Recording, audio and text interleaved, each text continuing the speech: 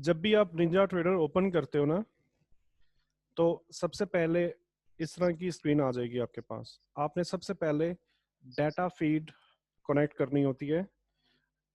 Daily time frame के data को watch करने के लिए डाटा फीड अलग होती है। अगर आप इंट्राडे डाटा लेना चाहते हो तो उसकी डाटा फीड अलग होती है। ठीक है, तो सबसे पहले आपको ये पता रहना चाहिए कि आपने किस काम में इस्तेमाल करना है निंजा ट्रेडर। अगर आप डेली टाइम फ्रेम के लिए यूज़ कर रहे हो, लाइक ओपन इंटरेस्ट देखने के लिए, तो आप फाइल में जाओगे और कनेक्ट में जाएंगे और यहाँ पे काइनेटिक पे जाएंगे। एंड ऑफ डे ये फ्री डाटा फीड होती है। यहाँ पर यहाँ पे देखिए अब ये कनेक्टेड आ रहा है। ठीक है, कनेक्टेड काइनेटिक, राइट। सबसे पहला स्टेप तो ये हो गया कि आपको डाटा फीड कनेक्ट करनी है। उसके बाद आप टूल्स में आओगे, जी सर। इंस्ट्रूमेंट मैनेजर में आओगे और यहाँ पर आने के बाद आप सिंबल्स को ऐड करोगे। सिंबल्स जो हैं वो आ, आप इसी की स्नैपशॉट ले लो और इसमें देख लो कौन कौन से सिंबल हैं।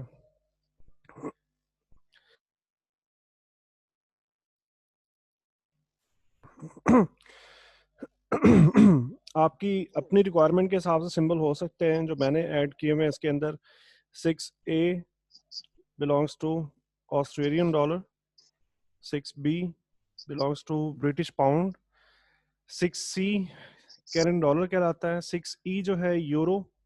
हमने ऐड करना हो तो 6E ऐड करते हैं, जैपनीज येन 6J, और इसके अलावा हमें जो स्विस फ्रैंक चाहिए होता है 6S।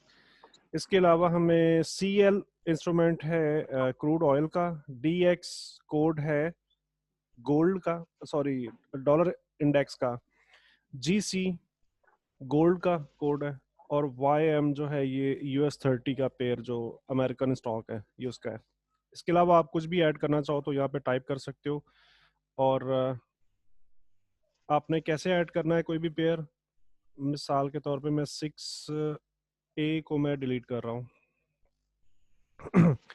अब मैं 6A, सबसे पहले मुझे पता होना चाहिए मुझे कौन सा पेयर ऐड करना है। ठीक है, तो मैं 6A को ऐड कर रहा हूँ। 6A टाइप किया, सर्च करेंगे तो यहाँ पर 6A आ चुका है। सेलेक्ट किया मैंने इसको, ऑस्ट्रेलियन डॉलर, राइट।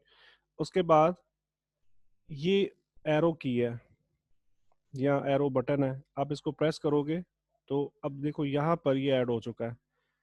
ठीक है, अब कोई भी सिंबल आपने डिलीट करना है अगर, तो 6B में डिलीट कर रहा हूँ तो डिलीट करने यहाँ से नहीं दबाएंगे कभी भी, न्यू या डिलीट ये दोनों बटन नहीं दबाएंगे।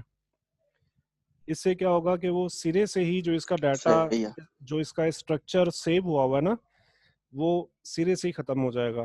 फिर उसके लिए हमें पूरा के पूरा निंजा ट्रेडर सॉफ्टवेयर को रीसेट करना पड़ेगा। हो सकता है कि आपको इंस्टॉलेशन नहीं करनी पड़ जाए, तो इसलिए इस बात का ख्याल रखिएगा डिलीट करने के लिए आपने ये वाली एरो की इस्तेमाल करनी है। ठीक है, आप इसको क्लिक करोगे और अब देखें लिस्ट में से 6B जो है वो रिमूव हो चुका है। अब मैं वापस कर रहा हूँ तो 6B टाइप किया, सर्च किया, सेलेक्ट किया।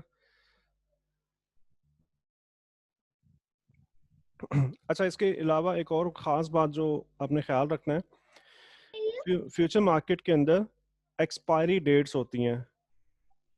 ठीक है, एक्सपायरी डेट्स यहाँ पे देखें, एक्सचेंज कौन सी, ग्लोबेक्स के अंदर ये ट्रेड हो रहा है पेयर, और एक्सपायरी इसकी दिसंबर 2020 की। दैट मीन्स कि ये वाला पेयर जो आप ऐड करने जा रहे हो ये आप दिसंबर के एंड तक इस्तेमाल कर सकते हो। जनवरी से आपको वापस यही प्रैक्टिस करनी पड़ेगी, यानी कि पिछले पेयर जो थे उनको रिमूव करना होगा और उसके बाद नए कॉन्ट्रैक्ट्स के साथ, नई एक्सपायरी के साथ इन पेयर्स को वापस ऐड करना होगा, राइट। तो 6B हमने सेलेक्ट किया है और एक्सपायरी चेक कर ली, दिसंबर 2020 की है। So we have almost 40 days. इसको एरो की प्रेस करेंगे, यहाँ पे देखें 6B आ चुका है। उसके बाद ओके। अब हमारा ये दूसरा स्टेप था सिंबल्स को ऐड करना। अब हमें क्या करना है, इन सिंबल्स के अंदर डाटा, हिस्टोरिकल डाटा, इसे हमने इंपोर्ट करना है। उसके लिए हम क्या करेंगे, टूल्स में जाएंगे, हिस्टोरिकल डाटा मैनेजर, और यहाँ डाउनलोड पर आ जाएंगे। ठीक है, डाउनलोड पर आने के बाद ये तमाम वो लिस्ट है, ये डिफ़ॉल्ट में होनी चाहिए, ये इसके दरमियान में कहीं नहीं होनी चाहिए, तो ये ऑटोमेटिकली डिफ़ॉल्ट पे ही ऐड करेगा। तो डिफ़ॉल्ट पे आप करेंगे, पेयर को सेलेक्ट करेंगे, यहाँ से स्टार्ट डेट को सेलेक्ट कर लें कि कितना पुराना डाटा आप देखना चाहते हैं।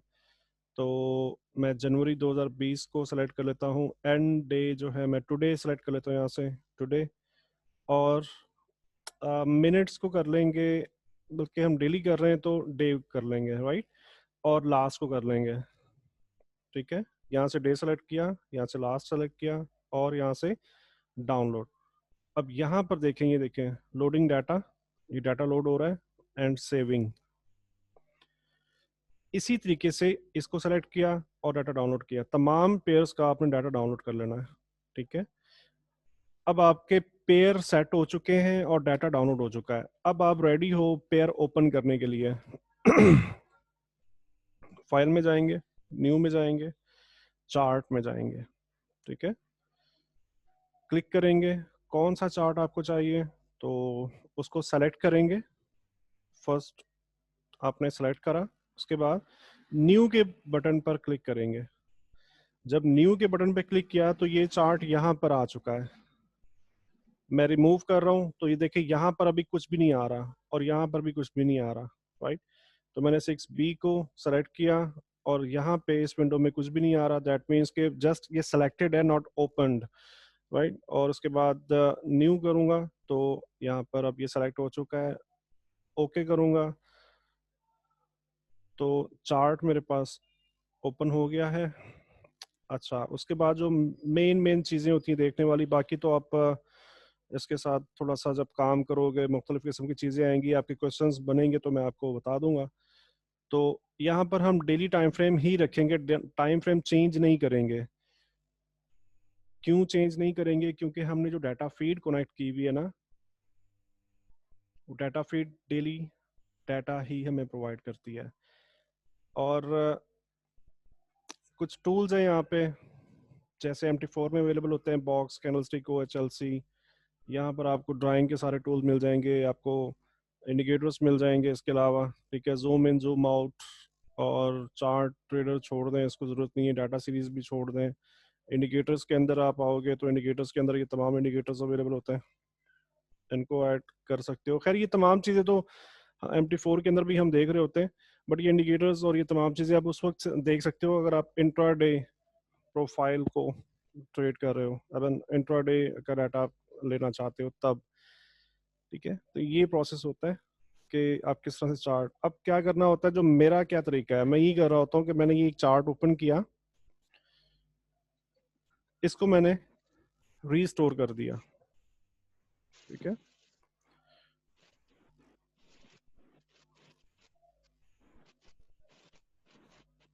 यहाँ पे लगा दिया, उसके बाद एक और चार्ट ओपन किया 6B का ही,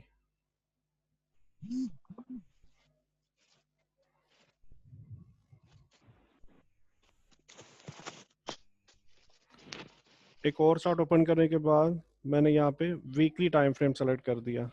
ठीक है, ताकि बिगर पिक्चर भी मेरे सामने रहे कि बिगर पिक्चर में क्या हो रहा है, वीकली टाइम फ्रेम में क्या हो रहा है।